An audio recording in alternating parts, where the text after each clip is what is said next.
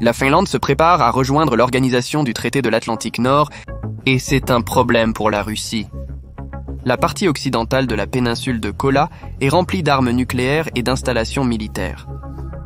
La plupart des bombardiers stratégiques russes sont stationnés ici, soigneusement garés, dans des bases aériennes le long de cette étendue de terre. Pourtant, toute cette puissance de feu, cette dissuasion et cette projection de puissance sont maintenues en place par un seul corridor routier et ferroviaire parallèle qui s'étend sur environ 700 km avant de se diviser.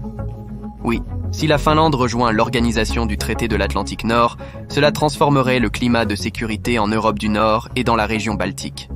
Le corridor traversant la péninsule de Kola se transformerait en un point d'étranglement stratégique.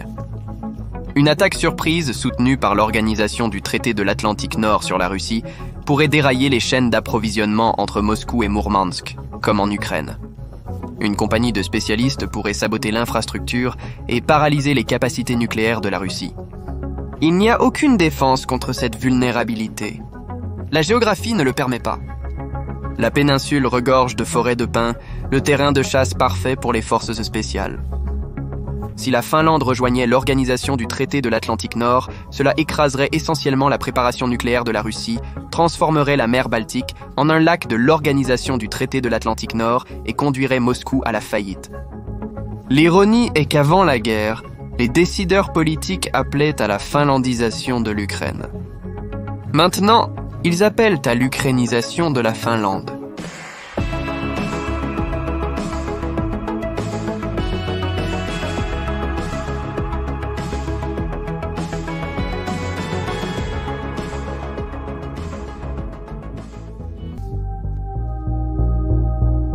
La relation finlando-russe est un produit de l'histoire. En 1809, l'entité, maintenant connue sous le nom de Finlande, a été taillée dans le territoire suédois conquis par l'Empire russe. La domination tsariste a soumis le territoire à la répression et à l'assimilation forcée, et ce n'est qu'avec la révolution russe de 1917 que la Finlande s'est détachée pour devenir pleinement indépendante. Helsinki a maintenu des relations stables avec la Russie soviétique tout au long des années 20, mais Joseph Staline, un penseur géopolitique réaliste, a vu la Finlande comme un simple tampon qui protégeait la Russie impériale, et après avoir consolidé son leadership à la fin des années 30, il a cherché à la reprendre. Ce qui a suivi, ce sont 3 conflits armés distincts qui ont façonné la Finlande jusqu'à son noyau. Le premier était la guerre d'hiver, de fin 1939. Sous couvert d'un pacte de non-agression nazi-soviétique, Staline a envahi la Finlande, mais a rapidement été contraint d'accepter des gains territoriaux limités en échange de la paix avec Helsinki. Plus tard, lorsque l'Allemagne nazie a envahi la Russie soviétique en 1941, la Finlande a rejoint l'attaque, récupérant ses territoires, en gagnant de nouveau en Carélie de l'Est et facilitant le siège de Leningrad. Finalement, cependant, la marée s'est retournée contre Berlin, et Helsinki et Moscou ont accepté la paix à condition que la Finlande concède Petsamo et dénazifie son territoire. Par la suite, les Finlandais ont expulsé l'Allemagne dans ce qui est devenu connu sous le nom de guerre de Laponie. Ces conflits n'ont embelli aucun des deux côtés, pourtant le règlement d'après-guerre a réussi à instaurer une paix étonnamment stable. Le traité finno-soviétique de 1948 a assuré une Finlande militairement neutre, donnant à Staline le tampon qu'il voulait, tandis que pour Helsinki, l'accord a préservé sa démocratie et l'a maintenu hors du pacte de Varsovie. En restant neutre sur le plan diplomatique, la Finlande a maintenu de bonnes relations avec l'Ouest et une coopération économique avec l'Est, dans ce qui est devenu connu sous le nom de Finlandisation. Cette politique a persisté même après l'effondrement soviétique en 1991. Contrairement aux États baltes, Helsinki a refusé l'adhésion à l'organisation du traité de l'Atlantique Nord, préférant une intégration limitée en rejoignant le programme Partenariat pour la paix de l'Alliance. Et bien que la Finlande ait participé aux interventions de l'organisation du traité de l'Atlantique Nord en Afghanistan et en Libye, sa politique à l'égard de la Russie est restée bienveillante. À la suite de la guerre russo-géorgienne de 2008, le Premier ministre finlandais a même déclaré que la leçon du conflit était que Helsinki devrait chercher à renforcer ses liens avec Moscou. Néanmoins, la coopération entre la Finlande et l'organisation du traité de l'Atlantique Nord s'est approfondie. Depuis des années, tous les achats militaires finlandais respectent les normes de l'Organisation du traité de l'Atlantique Nord, garantissant l'interopérabilité des forces. La différence cruciale est que la Finlande n'est pas protégée par l'article 5, ce qui signifie qu'il n'y a aucune obligation pour les membres de l'Organisation du traité de l'Atlantique Nord de venir en aide à la Finlande en cas d'attaque. Helsinki comprend que cette disposition est un troisième véritable problème pour Moscou, et pour cette raison, les Finlandais se sont historiquement opposés à l'adhésion à l'Organisation du traité de l'Atlantique Nord, la considérant comme provocatrice et inutile. L'invasion de l'Ukraine par la Russie en février 2022 a changé cette dynamique. Helsinki et Stockholm ont condamné l'attaque, et pour la première fois, Helsinki a commencé à discuter sérieusement de l'adhésion à l'Organisation du traité de l'Atlantique Nord. Cette position reflétait l'opinion publique. L'approbation de l'adhésion à l'Organisation du traité de l'Atlantique Nord avant l'invasion de l'Ukraine n'était que de 20%, mais après, ce chiffre a grimpé à 70%. Cela a été suivi le 13 avril par un rapport gouvernemental qui déclarait que les arrangements de sécurité du pays étaient insuffisants. Le Parlement finlandais débat actuellement de la question et une demande d'adhésion à l'Organisation du traité de l'Atlantique Nord est désormais attendue en mi-mai. En quelques semaines, des décennies de neutralité finlandaise se sont effilochées.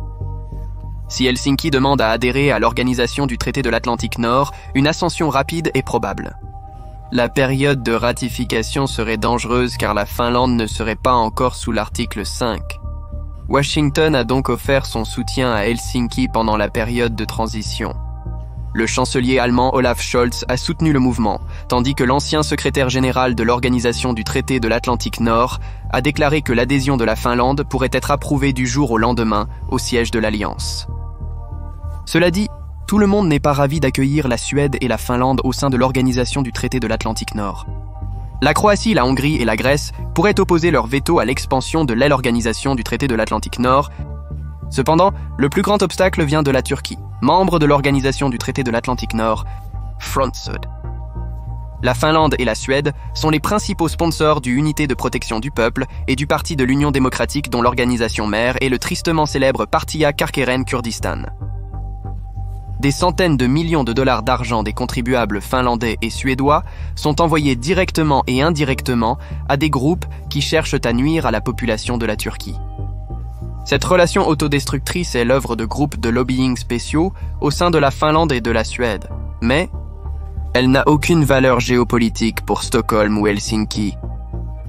Sans trop de tracas, il pourrait abandonner la relation avec le Partia Karkeren Kurdistan et rassurer la Turquie. Il est donc nécessaire de faire quelques échanges de dernière minute pour parvenir à un consensus au sein de l'Organisation du traité de l'Atlantique Nord. Dans tous les cas, la plupart s'attendent à ce que la Finlande se voit proposer une adhésion à l'Organisation du traité de l'Atlantique Nord avant la conférence de l'Alliance à Madrid en juin. L'enthousiasme pour l'adhésion finlandaise n'est pas uniquement dû à sa proximité avec la Russie. La Finlande a un poids important. Et contrairement à certains membres de l'Organisation du traité de l'Atlantique Nord, elle serait une contributrice à l'Alliance, pas seulement une utilisatrice. Les capacités de renseignement du pays sont considérables et ses forces armées sont renforcées par le service national obligatoire. Helsinki peut mobiliser 280 000 troupes et 900 000 réservistes sur une population de 5 600 000, ce qui en fait l'une des plus grandes armées en proportion de sa taille. La Finlande a également plus de chars de combat que l'Allemagne et une force aérienne de 64 F-18 armés de missiles intelligents fournis par les États-Unis et avec 64 nouveaux jets F-35 à livrer à partir de 2026. De plus, le pays possède une marine forte. Et sa participation à d'autres opérations de l'Organisation du traité de l'Atlantique Nord signifie qu'il est entièrement interopérable avec l'Alliance.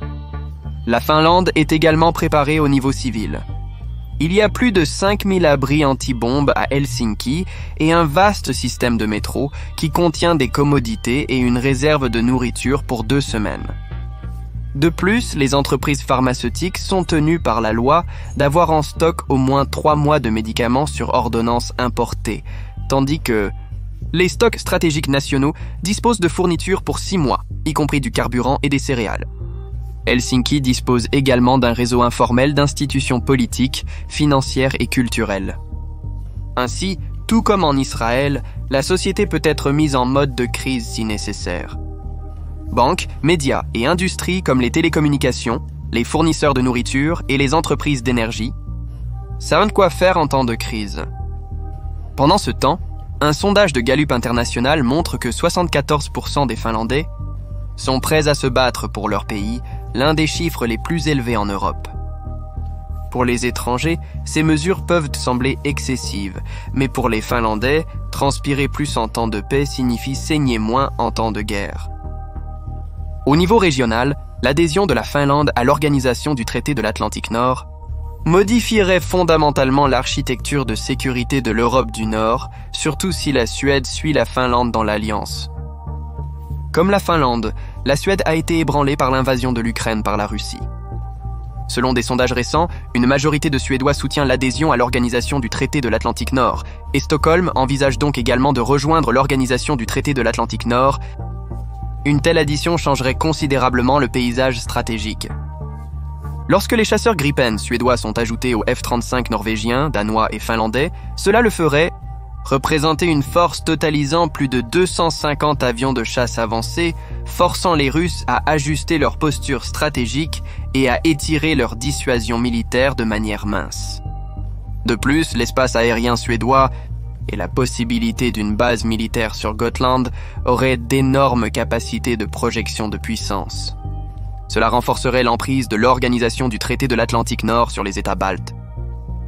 Transformer la mer Baltique en un lac de l'Organisation du traité de l'Atlantique Nord réduirait également les vulnérabilités associées à la brèche de Suwałki et créerait une plus grande intégration et partage des charges entre l'Union européenne et l'Organisation du traité de l'Atlantique Nord, permettant enfin à Washington de se concentrer sur la compétition sécuritaire en Asie-Pacifique. Si la mer Baltique devenait un lac de l'Organisation du traité de l'Atlantique Nord, cela incapaciterait la marine russe sans aucun soulagement en vue. Voici ce qui est en jeu. LQ Russie opère la plus grande flotte de sous-marins du monde, mais ces sous-marins comptent principalement sur la mer Baltique pour un passage libre vers l'Atlantique, qui est le seul moyen de contourner les sonars sous-marins américains. Actuellement, les sous-marins russes naviguent en dehors des eaux territoriales de l'Estonie, de la Lettonie et de la Lituanie jusqu'au détroit danois. Si la Finlande et la Suède rejoignent l'Organisation du traité de l'Atlantique Nord, le passage pour la navigation deviendrait trop étroit pour que les sous-marins russes puissent se déplacer sans être détectés.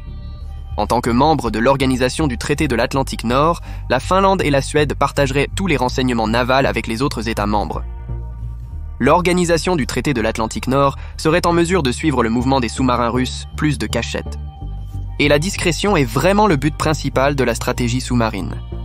Donc, aussi inefficace que soit la marine russe, sa capacité de combat serait réduite de moitié si l'Organisation du traité de l'Atlantique Nord s'étendait davantage en Scandinavie. La Finlande et la Suède sont essentielles à cette stratégie. Donc, s'ils rejoignaient l'Organisation du traité de l'Atlantique Nord, cela changerait la donne, et c'est précisément le problème. Peu importe à quel point la Finlande peut être justifiée à chercher à adhérer à l'Organisation du traité de l'Atlantique Nord, les conséquences de l'antagonisme avec la Russie sont réelles et doivent être prises en compte. Les installations nucléaires de Moscou sur la péninsule de Kola sont au cœur de la puissance russe et de la défense antimissile dans l'Arctique occidental. La ville fermée de Severmorsk sur la mer de Barents forme le quartier général de la flotte du nord de la Russie. Moscou a passé la dernière décennie à moderniser la base et comme le changement climatique ouvre de nouvelles voies de navigation dans l'Arctique, l'installation de Severmorsk ne deviendra que plus intégrale à la projection de puissance russe. Le cosmodrome de Plesetsk, à proximité, abrite également des systèmes de missiles, tels que les missiles balistiques intercontinentales RS-24, capables de livrer des charges nucléaires sur une portée de 10 000 km. En ce qui concerne les armes nucléaires, la partie occidentale de la péninsule de Kola est sans doute la zone la plus densément peuplée de la planète. Mais ça devient encore plus fou. La même région possède également la collection la plus vaste de bases aériennes appartenant à l'armée de l'air russe, y compris des actifs tels que le Tu-160 Blackjack, le Tu-122N Blackfire et le Tu-95 Bear. La majeure partie de ces bombardiers stratégiques à longue portée est située dans la partie occidentale de la péninsule de Kola. En fait, toutes les bases aériennes sont méthodiquement disposées le long d'un seul couloir vertical. Cela semble bien et tout, mais il y a un problème. L'ensemble de la péninsule de Kola est relié au reste de la Russie par une route et un chemin de fer, chacun parcourant environ 700 km avant de se séparer. Ouais, c'est aussi imprudent. Toute cette puissance de feu, dissuasion et projection de puissance sont maintenues par un corridor parallèle de routes et chemins de fer.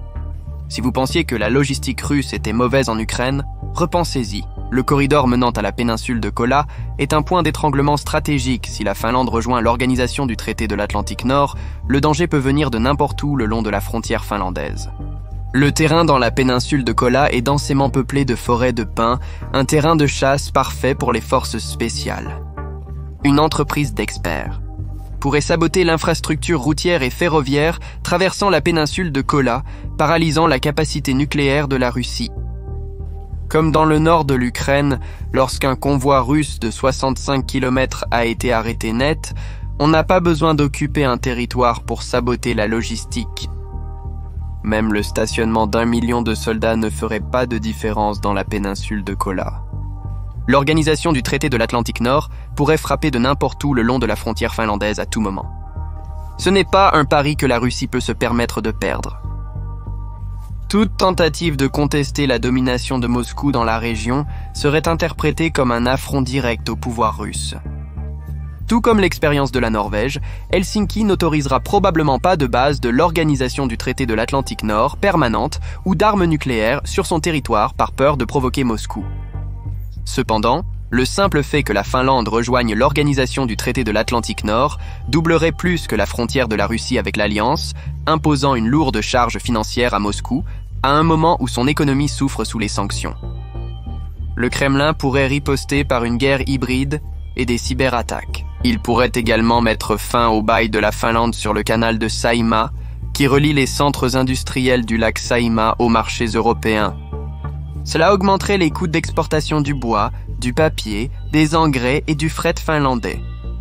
Mais ces manœuvres sont peu susceptibles d'empêcher Helsinki de rejoindre l'organisation du traité de l'Atlantique Nord. En fin de compte, cependant, dans un scénario de conflit, le recours de Moscou serait l'option nucléaire. Cette vision a été clairement exprimée par l'ancien Premier ministre russe, Dmitri Medvedev, qui a déclaré que l'adhésion de la Finlande et de la Suède à l'organisation du traité de l'Atlantique Nord marquerait la fin d'une région balte sans armes nucléaires. Pour l'instant, cependant, le front principal est la guerre de la propagande. Les déclarations officielles ont souligné les chances de conflit, avec la Finlande comme point de départ potentiel pour la Troisième Guerre mondiale. Si les relations russo-finlandaises se détériorent davantage, Poutine pourrait chercher à s'appuyer sur la collaboration de la Finlande avec l'Allemagne nazie pendant la Seconde Guerre mondiale. Ce faisant, il renforcerait son récit de propagande selon lequel l'objectif du conflit actuel est de dénazifier les frontières de la Russie. Mais cela ferait peu pour changer la situation sur le terrain.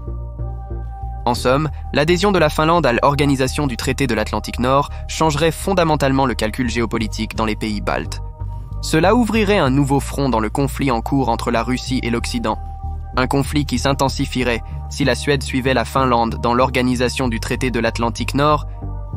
Les forces de la politique sont inextricables. Elles conduisent souvent les petites nations dans des territoires dangereux et inconnus. Helsinki favorise clairement l'Occident. Que la Russie accepte ce fait pacifiquement n'est pas si évident. Comme par le passé, la Finlande se retrouve dans une situation qu'elle n'a pas créée. Et en temps de guerre, rester à l'écart est également considéré comme un choix. Helsinki peut préférer garder les mains propres, mais personne ne peut rester neutre dans un train en mouvement. J'ai été votre hôte Shirvan de Caspian Report. Un grand merci à Anton Murrell pour avoir recherché ce sujet. Et comme d'habitude, si vous aimez ce que nous faisons, merci de laisser un like, de partager et de vous abonner. Merci d'avoir regardé et Saol.